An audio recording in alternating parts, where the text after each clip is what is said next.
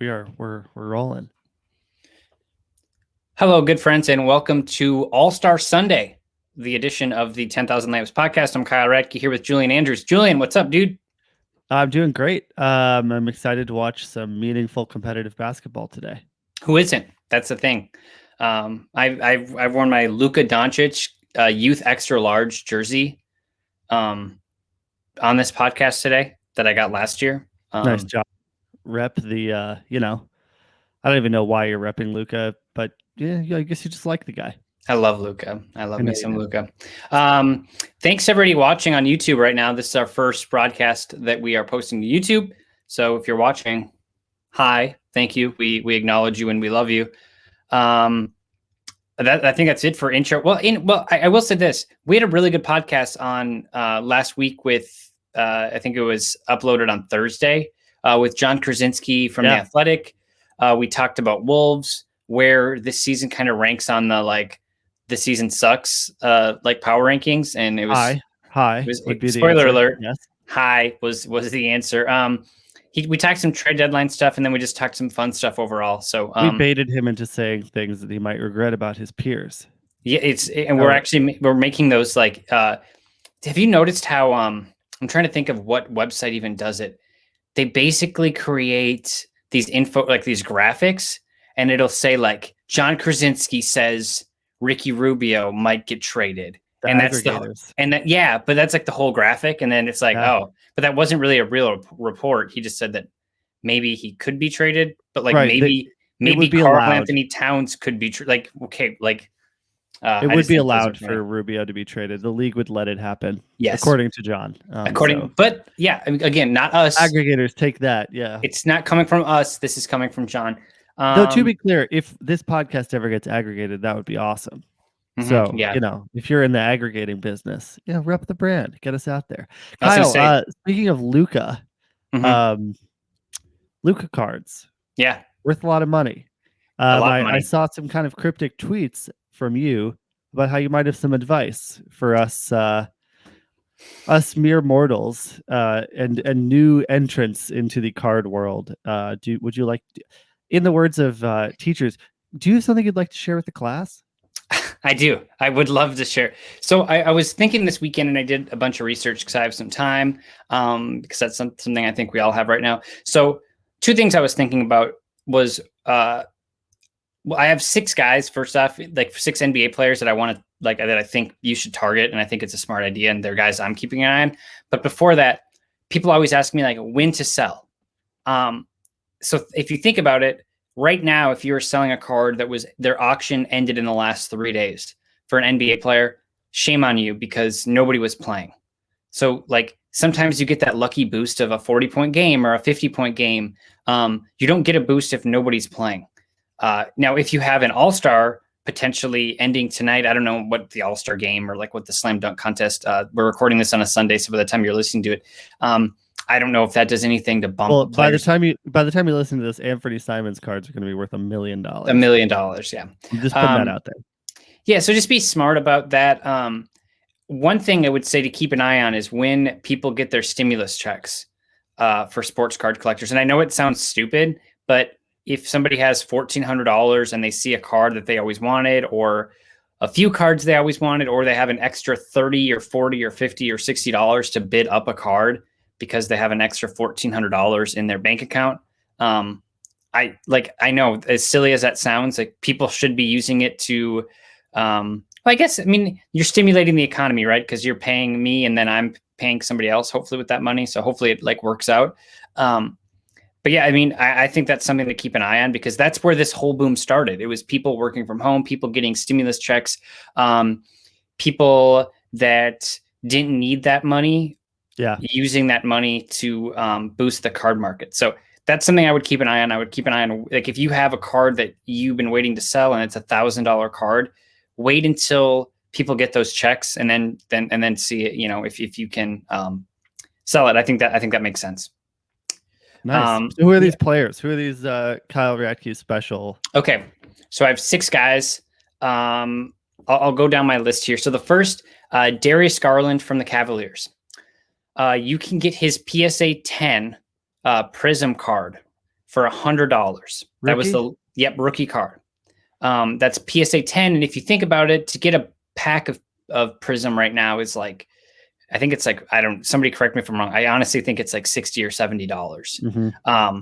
And then you have to pull the Garland card. And then obviously he's not the target, not the reason why you're paying $70 for that pack. But if you were to get him, then you have to pay $25 in PSA fees. And then it still needs to be a 10. So if you're a Garland guy, and this year he's averaging 16 points per game and 38% from the 3-point line in his second season. But this is a card that's dipped 36% over the last 30 days. So wow. It's on the downslide. If you can get if you think Garland's going to be good, and I am one that I think that he is going to be good. I think that's a guy like for $100. I don't want to act like $100 is nothing, but in the card market where you're seeing, a lot, worse players go for a lot more. I think like that seems like a complete bargain to me. And it's Cleveland, like they're not as bad as we thought they were going to be. And like you mentioned this, this kind of got me on the Darius Garland bandwagon. You mentioned a few weeks ago, kind of talking about like the Colin Sexton, Darius Garland, like CJ Dame light. And like if Garland can, I would say Garland probably might have a higher ceiling than somebody like CJ McCollum, whose cards aren't worth very much money. Do you mean a higher ceiling as an NBA player or a higher ceiling as a card asset? Or both? I think both. Wow. But then, I don't know if he's going to be better than CJ McCollum. Right. That's the gamble, right? Yeah.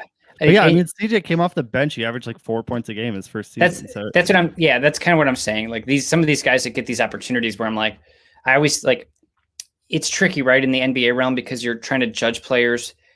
And Julian, this, like we worked for the Timberwolves where like, well, only these second year players have averaged this, and this. And it's like, well, yeah, but so-and-so didn't play 30 minutes a game. Like CJ McCollum went through injuries. He had I think he had a wrist injury or an ankle injury his first year that he was going through. Yeah. So like, a lot of it is like good stats, bad team guy. But I think Garland's certainly a guy to watch. And for $100, like, yeah, easy breezy. Yeah. Okay. My next guy, Ben Simmons. Obviously his stuff is not as cheap. But I think that from what we're seeing from the 76ers, I don't know if you've noticed this, but like just from like what I see on Twitter and what I see like just through the media, it seems like the 76ers are getting a lot more attention and Embiid's kind of riding that MVP train, it seems. Yeah. I just think if the 76ers make a deep run in the playoffs, and you get Simmons on, like, Simmons is never going to be that guy that scores 50 points, right? Like, and he obviously can't. We had a whole segment dedicated to how he can't make a 3-pointer. Right. I'm sorry to the Ben Simmons family for that. I'm a big Ben Simmons believer, but like when he has a triple double in a Game 7 against the Celtics to go to the Eastern Conference Finals or whatever, it's like his card market is going to see an absolute boom. And like I'm not saying he's going to have one of those games, but like right now you can get his latest Optic PSA 10 rookies have sold for $199 and $140. So, Optic obviously is not Prism. Yeah. His Prism PSA 10 is going for $400. But what I just think that if you think that if you believe in the 76ers and you think that they're going to make a run, Simmons is going to be a big part of it. And if you have, on the lesser end, if you have, $150 to $200 on the Optic to spend on it, I think that's a good play. Yeah. $400. I'm never going to tell somebody to spend $400. That's a lot of money, I think, for a card. But also, again, if you think that they're going to make a big run and that's where the card's valued right now, it's not going to go down. Like, if they get eliminated in the first round of the playoffs, that sucks. But like your floor is probably 300, 350. Yeah. In worst case scenario, you wait till next year if you're going to flip it. So yeah, I like Ben Simmons a lot. Since this is a Timberwolves podcast, where are you at on the Jade McDaniels train? Hard to say, pretty hard to judge anything based on this Timberwolves team, but it seems like he can play. So I don't know enough about the card market. Like what's the potential value for a guy that's probably never going to be an all-star? But like, what's the card market for just like solid NBA players? Like if he turns into like a Larry Nance Jr., what are we talking? Yeah, I mean, that's the thing, right? Not much. Like you need him to be better than that. But if you believe that he can be better than that and he can be a guy, I mean, the thing is though, like the card market's so tricky because even if Jaden McDaniels becomes Larry Nance Jr., if he can show signs of being better than Larry Nance Jr. in his second year and get the card market excited, then it doesn't matter. It doesn't matter what he is in 8 years. Because here's what I would say. If you think McDaniels is going to be a good power forward long-term for the Wolves and he's like a potential starter for the team next year, I would jump on all of his cards because they're all like 99 cents to $5. Wait for Prism to come out. You'll be able to jump on a lot for cheap, assuming he doesn't have like really big games. Jump on his hoops, jump on his Donruss cards. Let's say you invest $50 on 25 or 30 of his cards. Go through them. And I mean, it's like, here's the battle, right? Like you don't want to spend your own money getting packs because packs are going to make you broke because that's just where the market's at right now. But, it's always the eBay gamble where like you want to get a rookie and you want to get one of his cards. You want to make sure it's a PSA 10. Well, the card market's smart enough now where people putting cards on eBay probably know their cards are going to be what they're going to grade. But with a guy like Jaden McDaniels, people are probably smart enough to be like, well, I'm not going to send in a card of Jaden McDaniels for $25 because he's probably going to be nothing. Now, the counter argument of that is if you think he's going to be really good, you can send in 10 of his cards for, $250. And let's say next year he starts the season, and he has a few nice games and maybe the market reacts. I don't know that's a tough one for me, but it's a really cheap investment just to get his cards for base. And then you need to make the decision on whether or not you want to send him to grading.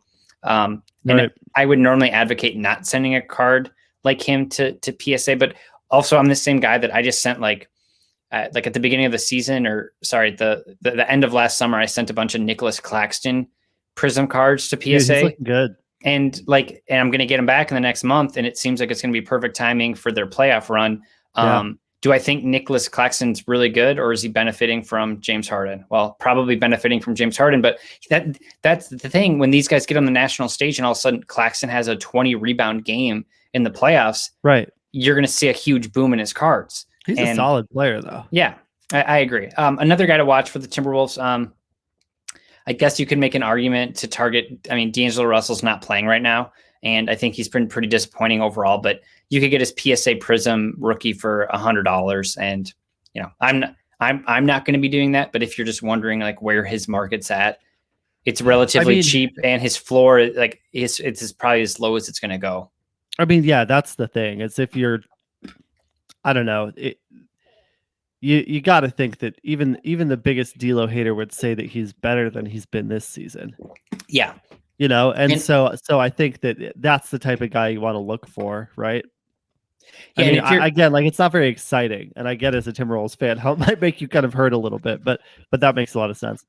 Well, yeah, and if you're a huge Wolves homer, like a lot of the people that listen to this podcast are, I mean, they think Jaden McDaniels is the second coming of Kevin Durant, and that D'Angelo Russell and Towns are like this point guard center pair. And in all fairness, we've never seen them together really. So, another guy you could look at, I don't know what Malik Beasley's cards are going for right now, but there might be an opportunity to jump on. The thing with Beasley, it's tough is that, when these guys, and this is where I mean, it's hard now that PSA prices have gone up, but guys that I think that have potential, and I strike out probably more times than not, I guess, with them, but guys that I think have potential, I would just advise you to, if you think a guy and you open a pack of cards, right, and you think that this, I don't even know what player,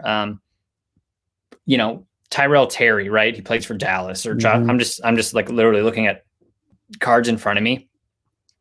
If you think these guys are going to be really good, but they haven't jumped onto the market, you think like next year is going to be their year, send them into PSA now, because then when they have a 30 or 40 point game, you have the only graded card on the market, or you have one of few.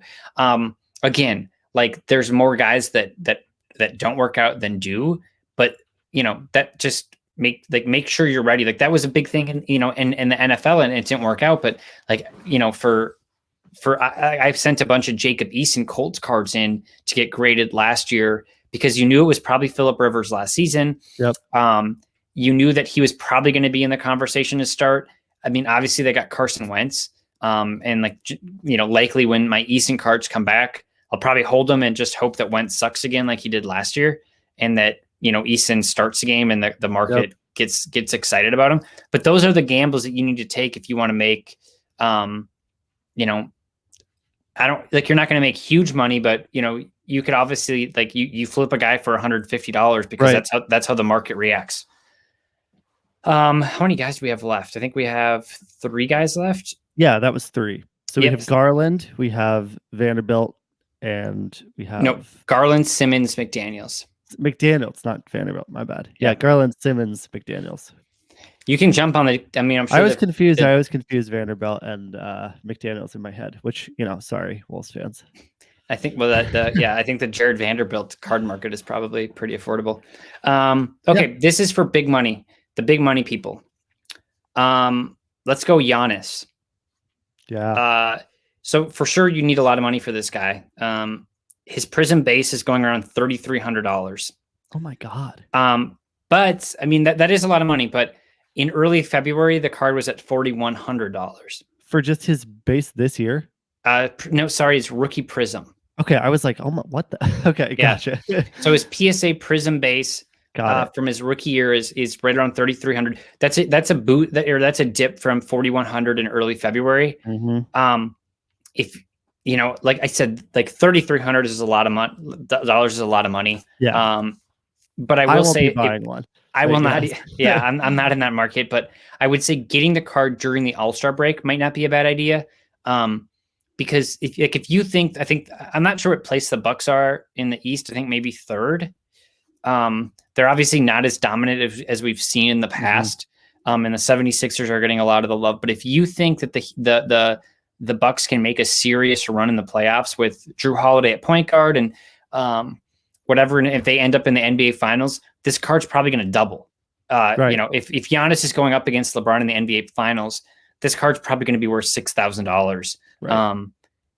And again, the floor on this card seems to be relatively low, where like it's already dipped to 3,300, but it's like, I can't imagine you'd lose $1,000 on this card. And the thing is, if you're buying a card for $3,300, those are gambles that you can probably afford to take.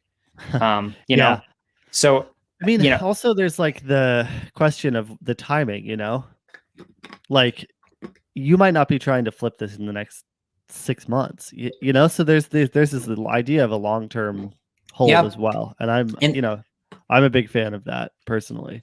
I agree. And generally I always say like the long-term hold should like guys like, if you just look across the sports, guys playing now like LeBron, Brady, Mahomes, like Steph, Mike Trout, like Pujols, guys like that, like their values are probably like once they go up, they're not going to go down much. Right. Like, you might see like waves, where it goes down 5 or 10%, but like you're not going to see the market free fall on them. And if you think Giannis is in that conversation, like I don't know if he is yet. I still think he might be in that like that weird like James Harden area where like they're really, really good players, but like are they players we're going to remember in 50 years for like defining an era? I don't know about that. But like if he can get to the NBA Finals and win a title, and if he can do that in the next even 3 or 4 years, that's going to be huge. So yeah, I think if you're looking at this saying like, gosh, I want this card, but I can't afford it. When should you buy it? I mean, the answer is always in the summers. Like if like people, and I don't want to ever, because I'm planning a wedding right now and it's very expensive, and I'm having to dip into my my card collection of cards that maybe I wouldn't have wanted to sell. But the thing is though, when people sell cards, like you don't know when they need money. So when somebody needs money in June, it seems like a dumb time to buy a Giannis or to sell a Giannis card for the market. But also like I mean, chances are that person made a bunch of money on the card, and whatever, that's their business, and who cares? Okay. Next guy. We don't talk about him enough. He got a little love when the Raptors won the NBA Finals. But Kyle Lowry. So Lowry's interesting because like the NBA Hall of Fame seems like it's easier to get into, but it seems like he's probably not a Hall of Fame player. But he's probably right on that border. Like if we're making the argument for like somebody like Andre Iguodala, it seems like could be. It seems like Lowry could be in that conversation. Now, it also seems like Lowry might get traded. There's been some rumblings. I think he has 1 year left on his deal. I don't know where he ends up, but if a team like the 76ers, if a team like the Lakers or Clippers end up with him and he ends up making another run, even if it's as a backup point guard, he's gonna make an impact in the playoffs. And I think he's one of those guys that. If he becomes a two-time championship winner, with the numbers that he's had and kind of the performances that he's had, there's some value there for sure. Yeah, I know. I'm with you 100%. Here's the tricky thing. We talked a lot about those guys that, well, is so and so worth grading? Maybe they're not as good as we think. Well, nobody's graded any of Kyle Lowry's cards. So, his 2006 Topps Chrome rookie card, there's only 6 PSA 10s out there, and one just sold for $1,500. Okay. So am I advising you to buy a $1,500 Kyle Lowry PSA 10 card? The answer is no. But at the same time, his base Topps PSA 10 rookie just went for $97. His base card PSA 10 just went for 97. His Chrome base cards, rookie cards, are $50 raw. So if they're not graded, they're raw. So again, it's the eBay gamble. But here's what you could do if you think that if you want to join that PSA 10 world, get the card from eBay. You take 50. It's a $50 gamble, and if you get it and it's going to PSA 7, well, you wasted your money. And you can try to flip it back for $50 or $60 on eBay again. Again, you're not going to lose tons of money. Then what I would do is I would send in the PSA. They have their 5-day service, which of course we know now is not 5 days. It'll about probably 6 months. Well, the 5-day service you hope takes like 2 weeks. Yeah. I think the 10-day service is at like 3 to 6 weeks right now. So the hope is if you do the 5 or 10-day service that you get it back before the playoffs, and then you hope you can join that kind of $1,000 to $1,500 range. Another way to think about this is if you're like, I don't trust eBay cards. Well, I mean, you have to be creative in the ways you find this. A box of the 2006 Topps Chrome entirely just cost. It just sold on eBay for $1,200, which that's kind of what we're seeing in those older cards now. Does that guarantee? It doesn't guarantee that you're going to get, of course, a Kyle Lowry card. Right. Yeah. You could pull absolutely nothing, and that would be devastating. But you could pull a LeBron card in there, which I think that would be his 3rd year. So not like huge upside, but still like an old throwback. You could obviously find Kobe's in there. And then the rest of that class, guys like LaMarcus Aldridge, JJ Redick, Rajon Rondo, Brandon Roy, not great rookies, but certainly guys that you could send into grading and make some money there. Again, you almost have to hit all of those rookies, or you have to hit one of the rookies plus, one of those other guys in a chase card to make that worth it. But yeah, I like Lowry, and I think we don't talk about him enough. And like, if you're thinking like, okay, I don't like Lowry, then just like sit down as a sports fan and think about who are we going to be talking about in July? Like, look at the standings and say, okay, what teams are going to have success? Do you think the Jazz are for real? Okay, then like maybe jump on. I mean, Donovan Mitchell's cards are a little too expensive right now, probably, and you missed out on that bargain. But like maybe you look at Mike Conley cards, maybe you look at Rudy Gobert cards. I don't know, but pick a team, or look at both conferences and try to figure out where these guys are going or what teams you think are going to be really good. And because those cards you're going to see a huge boost when these guys are in the finals. So if you can get ahead of that, and I would say the next 30 days is probably your window to do so before the picture becomes a little more clear and everybody's jumping on it. That's probably the time. Nice. Very good advice, Kyle. Yeah, we have one more guy. Oh my gosh. And this is your guy. Oh. Jaren Jackson Jr. So he hasn't played a game yet this season. I think you actually have one of his cards in the PSA right now. I have one in grading. Yeah. A Prism Green, I think. So he hasn't played this season due to a knee injury, but it sounds like he'll be back soon. Okay, so his base PSA 10 rookie just went for, and this is Prism, just went for $150, and that's about where they're going for buy it nows. If you think that he and Morant are going to be these next big things in Memphis, again, this is a no-brainer. Like $150. His PSA 9, if you're like, you know what, I don't want to spend $150 to invest. His PSA 9 is going for $40. It's like, don't skip out on your craft beer and take out on a Saturday. And like that's a card that can double or triple over the next 3 or 4 months, depending on, if he comes back and plays well and the Grizzlies make a run in the playoffs, or he has a huge play-in game. And then, they all of a sudden they pushed the Lakers to 6 games. And we kind of saw that last year. Obviously Damian Lillard's a way better player, but we saw such a bump in Dame's values after he, went on a tear in the bubble and got the Blazers to where they are. So, last year he averaged 17 points and shot 40% from the 3-point line. He hasn't gotten worse. He just hasn't played, and we forgot about him. So, I really like that value too. I think that's a good play. For him. Morant's obviously the star in Memphis, but if you think that him and Jackson side by side can be like the Batman and Robin, I think that's a good investment. Nice. Oof. Yeah, I'm looking forward to seeing when those cards that we send and come back. Dude, that's the gamble. I check every day to see where they're at, and obviously people that are listening to this and have sent cards into PSA, it's frustrating, but it's like I'm also glad that I sent cards in last August and September and November. And I think that when all these people get their card backs, are we going to see a drop in the market just because there's going to be a lot of cards flooding? Yes, but also I think PSA has tried to correct the problem because they've raised pricing where you're not just sending in random cards to get graded. And I guess to be in that last wave of cards getting graded for a cheaper price, I think that there's probably some value there because they're probably the last ones that'll get graded for that. I think you have a Luka. I have a Luka rookie Donruss. Yep, rated rookie. I have a Trey rookie red, white, and blue.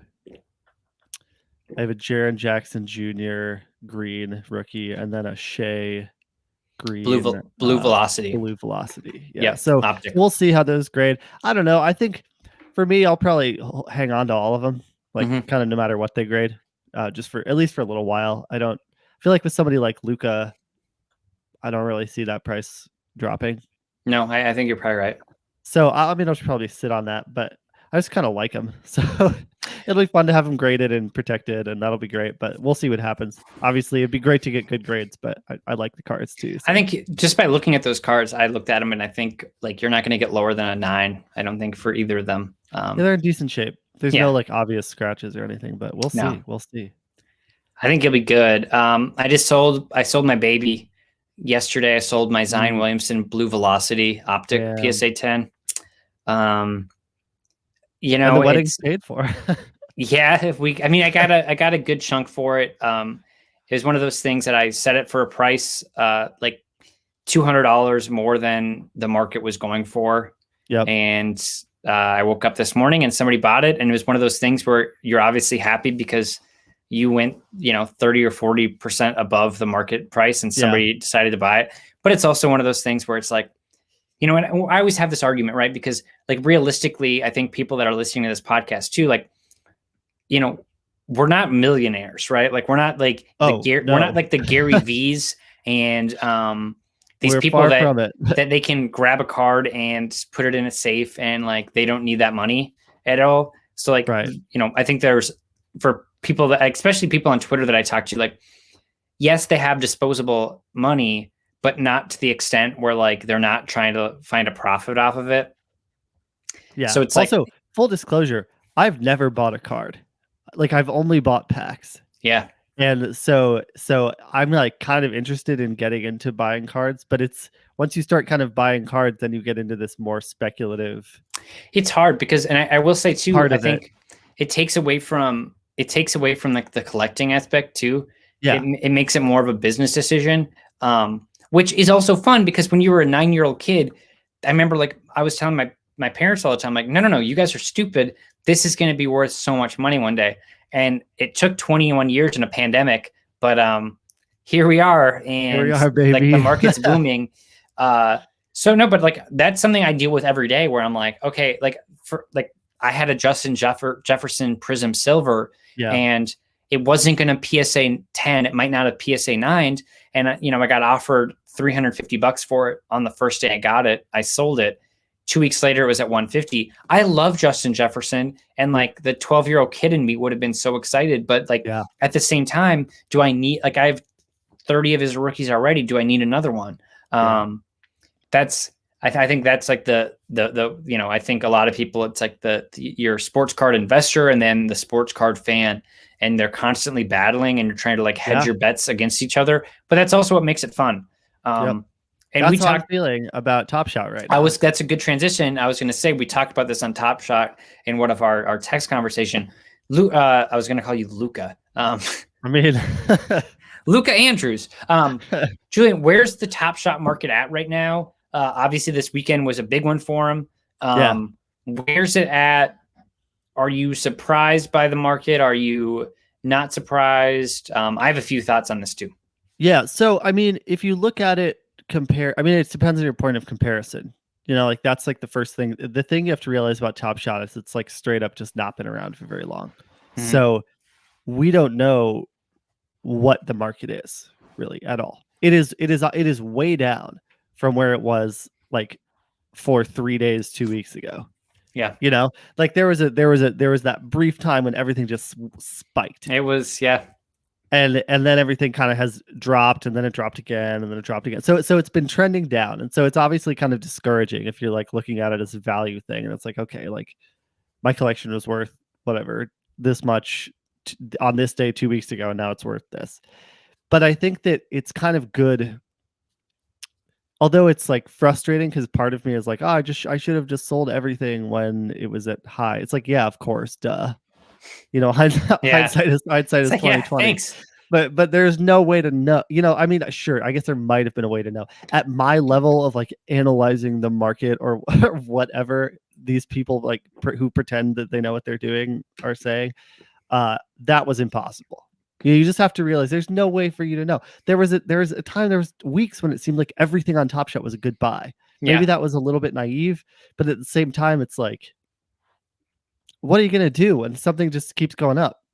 I mean, obviously it's going to come down eventually. And to be clear, it's not like dead. No, I think this is the thing. I think card values are down right now, but I think the Top Shot brand and the Top Shot kind of the collecting, presence and platform that it is has never been better. Like every week their platform gets better. They are still in beta. Some of their they announced the Rising Stars rosters on Top Shot. The NBA did. Like, it's clear that this is a property that the NBA values. There are a lot of people getting involved. There are more people getting involved. There's been a lot of maintenance on the site lately, which has kind of made the marketplace go in fits and starts. And so it's kind of this thing where it's like, if you were buying in a Top Shot to make a lot of money within 2 weeks, you probably missed your window. Yeah. Like those days are gone. The days of the market tripling every night are gone. But we've seen the ceiling on what this, or not necessarily even the ceiling. We've seen that these have value and that these things can be valuable.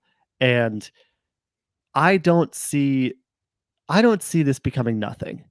And I personally, I'm not really selling any of my moments. I'm just like sitting on them. There's also this collector part of me. I like the things. I never thought that would happen when I started, and I was like, this is stupid. These are like little videos, but I think they're cool. And, I'm very optimistic about the future of the platform. I think it was such a weird time when nobody new could sign up. And there were all of these limited edition, like Series 2 moments with nothing underneath them. And so like the floor on cards was just like ridiculously high. And but because of that, there was no way for new users to enter the market because you had to drop like $50 to $100 to get one moment. Mm-hmm. It's just not a sustainable way for a platform to kind of grow and be. Like you need to be able to get in at low prices and get kind of cheap moments that there's a lot of, and then kind of like sell off a couple of those to buy like new one, and then maybe you have a limited edition, and then maybe eventually you get a couple of those, and then you kind of move your way up. There was no ladder. It was just like you had to buy in with a lot of money. And so I think there are a lot of people who are really angry because they saw that this was going up and bought in at the peak, and now their collections are worth way less than what they paid for them. A third of them. Yeah. I'm still running off of the my collection is worth a lot less than it was 2 weeks ago, but I'm still running off the same, $75 that I put in at the beginning of this. So I'm not too mad about it, but I understand why people are frustrated. But at the same time, I think this is kind of a good gut check. Like you have to realize that it's not like Top Shot just owes you money. Like the question is, do people want these things? And I think the obvious answer is yes. NBA players are getting involved. The NBA is clearly behind this. The new moments are cool. They're doing a lot of work on the site. It's more stable. So I don't know. It's like, yeah, if you're thinking about like the process of trying to flip these things for quick cash, it's not been a good 2 weeks. If you think about the kind of growth of the platform in general and how maybe in 20 years it might look, it's been a pretty good 2 weeks. So I don't know. What's your perspective? Yeah. So I think a few things. I think people that made it, I think the mistake that was made in people that were trying to hold their, you made a good point, because people that are trying to make 10 times the money that they invested, those days are gone.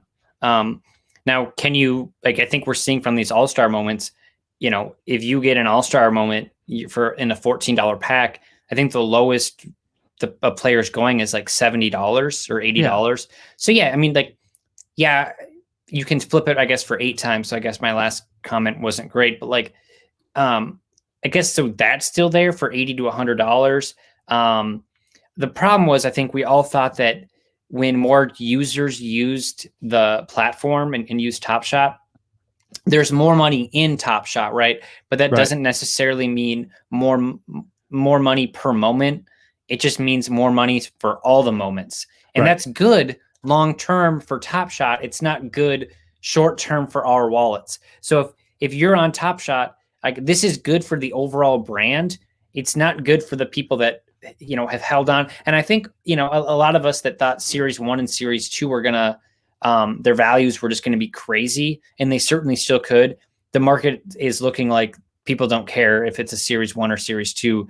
They care about getting a LeBron James, or, they care about getting their guys, and it doesn't really matter when that moment was. They just want a moment because so many people in the marketplace haven't been able to get them. So they could give a shit whether or not it's a Series 1 or Series 2.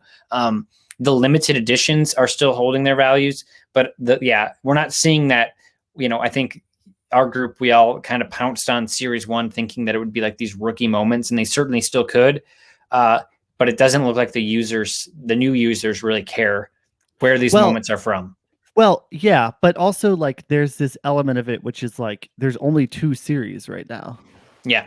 So there isn't, and there are still tops 35,000 of a card. We haven't even gotten to the point where there are cards out of 100,000, which I certainly think is possible. Yeah, I think we're probably in there. So right now it's this weird confluence of everything is everything is new. The Series 1, Series 2, whatever. When there are 20 or 50 series, maybe Series 1 or 2 looks a lot better. That's I don't even know how to comprehend that, right? And that's where the market is, where it's again, back to the card market, it's do you sell a $2,000 LeBron moment and get that money now, but then in 10 years, what if that's card worth $80,000? Well, and there's also this thing of I don't know. What if NFT sports collecting takes off? And these are not only early NBA Top Shot moments, they're the first NFT collectibles, the first NFT sports collectibles ever. So that's where you start to get into this, okay, can I really hold this thing for 20, 30 years? But then I think there's also the argument that what if in 3 years, none of this is a thing? And right. we'll look back and say, remember Top Shot? Remember NFTs? Like that was a fun time. Like that was kind of weird. I don't think it's going to happen. Okay. Personally, I think that there's enough. Like, I don't want to say science, but kind of like hard science, relatively computer science, honestly. Like there's enough like principles. I don't think that digital collecting is going away. I think that if you look at kind of the overall societal trends in the world, and if you also just kind of look at how quickly people have started to treat these similarly to cards, I think that's kind of promising. I would also say there's still so much scarcity in like it's still so hard to get moments in Top Shot that we don't really see fluctuations based on what's happening in games or like players trending up and down. Like so far, like there hasn't really been that much, other than like the very top tier names, there hasn't been that much demand based on like what's going on in games. And like you hear Top Shot talking about how they want to kind of transition it to kind of a digital in-arena experience too. I think that's a really good idea. I think I don't know, man. It's just like there's a lot of places this could go. And I'm still like relatively optimistic about the, future of the platform. But it is tough because it's like, what's my, like, I would not count on like, okay, this like Terrence Ross card ever being worth anything, So it's like, I don't know. Like there still have to be people who want the things. Yeah. And maybe people just don't, but I haven't really seen that because there still seems to be a lot of excitement around it. And like maybe once it's not new anymore, that kind of wears off. But I don't know. Maybe this just kind of becomes collecting. We'll see. I mean, I think that's a gamble, right? Yeah, we will see. There's another pack drop on Sunday. Are you gonna go for it? I'm gonna go for it. I think it's $199 or $190. By the time Jenna listens to this, I'll be explaining why I did so. Or I probably won't even get in the drop, so we'll see. Yeah, for real. I mean, chances are no. Okay, sweet. Well, hopefully you guys like that. Everybody listening, thanks on YouTube for watching. We'll try to do one of these like once every few months, I guess. And we'll try to focus on cards, for a full podcast every now and then. It is hard because it's one of those things where it's similar to talking about the Wolves. If you talk about it, I always think of it as like, when like you have I guess not when you have a kid, because neither of us have children, but when you're around people and they change, you don't really notice. But then when you see the kid once every 3 months, you're like, oh, wow, they're getting big. That's kind of like the card market. Like you have to kind of take a step back sometimes to understand where it's going. So awesome. Well, thank you, Julian. Appreciate you. Kyle. You have enjoy this weather, dude. This is awesome. I will. Sweet. Thank you all for listening. We will talk to you next time.